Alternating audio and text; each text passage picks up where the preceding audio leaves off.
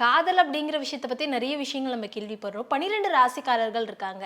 இந்த 12 ராசிக்காரர்கள்ல இவங்களுக்கு காதல் உணர்வு அதிகம் அப்படின்னா யார் சொல்லலாம் சார்? அதாவது ரிஷப ராசி மிதுன ராசி காலபுருஷனுக்கு 2ஆம் அதிபதி ரிஷப ராசி சுக்கிரன் வந்து ஒரு போககாரகன். அதனால் அந்த எண்ணங்கள் அதிகமாக ஆசைகள் அதிகமாக தூண்டும்.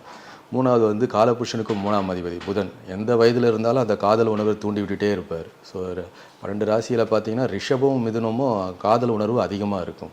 காதல் வந்து வெற்றி அடையறதுக்கு இந்த கிரகம் தான் உதவும் அப்படின்னா அது எந்த கிரகத்தை சொல்லலாம் சார்? அதாவது முறையான திருமணத்திற்கு செவ்வாய் எப்பவுமே எதிர்ப்பு தெரிவிக்கிறார். அவ்வளோ சீக்கிரத்தில் திருமணம் நடத்தி வைக்கிறது இல்லை. ஆனால் காதல் திருமணத்துக்கு முதல்ல பச்சை கொடி காட்டுவர் யாருன்னா செவ்வாய் பகவான் தான். ஏன்னா காதலுக்கு மெயினாக தேவை ப்ரப்போஸ் பண்ணுறதுக்கு தைரியம் அதிகமாக வேணும். அதனால் காதல் திருமணத்துக்கு செவ்வாய் வந்து பச்சை கொடி காட்டுறதுல அதாவது ரெடியாக காத்துட்ருக்கிறாரு. அரேஞ்ச் மேரேஜுக்கு செவ்வாய்க்கு பச்சை கொடி காட்டுறது இல்லை. ஏன்னா நிறைய தோஷங்களை சுட்டி காட்டிடுறாரு.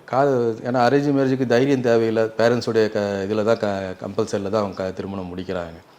ஆனால் காதலுக்கு மெயினாக தைரியம் வேணும் இல்லையா? 12 நவகிரகங்களில் செவ்வாய் வந்து மிக முக்கியம். தைரியம் வேணும் ப்ரப்போஸ் பண்ணுறதுக்கு. ஸோ அதனால் செவ்வாய் வந்து காதல் திருமணத்திற்கு முக்கியத்துவம் பெறுறாரு.